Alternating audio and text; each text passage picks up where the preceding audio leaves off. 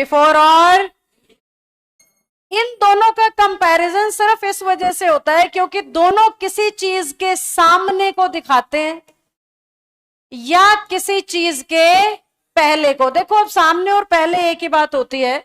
इस कमरे से अंदाजा लगा लो, तुम मेरे सामने हो, मैं तुम्हारे सामने हूं, या यूं कह लो मैं तुमसे पहले खड़ी हूं। समझ में आई मेरी बात? मैं तुम्हारे सामने हूं या मैं तुमसे पहले हूं, कुछ सेंसेस में क्या लगता है एक जैसा, पर हमें डिफरेंस करना होता है।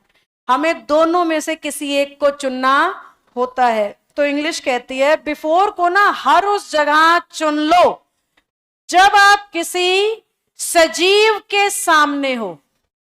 मेरी लाइन को बिठा लेना दिमाग में। जब आप किसी सजीव के सामने हो, यानी सामने वाले पे मैटर है, आप पे नहीं। समझ में आ रही है बात? बेटा मैं इस दरवाजे के सामने हूं या मैं तुम्हारे सामने हूं, दोनों ही सूरत में मैं तो लिविंग ही हूं ना। तो खुद को नहीं देखना, सामने वाले को देखना है कि वो लिविंग है या नॉन लिविंग। ये गलती होती है हमसे।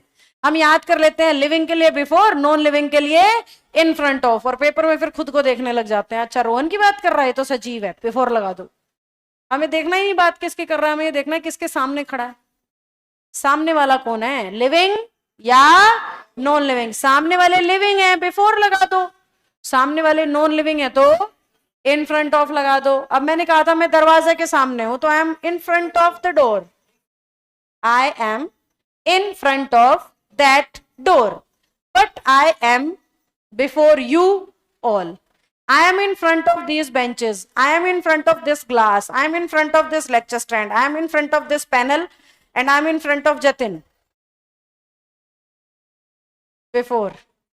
एरर आएगा ना पेपर में, तो अगर वो कह रहा है I am in front of Jatin, तो तुम्हारा दिमाग क्या चलना चाहिए, जतिन तो लिविंग है, इन फ्रंट ऑफ कैसे चिपका रहे हो भाई, क्या आना चाहिए, बिफोर आना चाहिए। बस इतना सा ही फंडा है।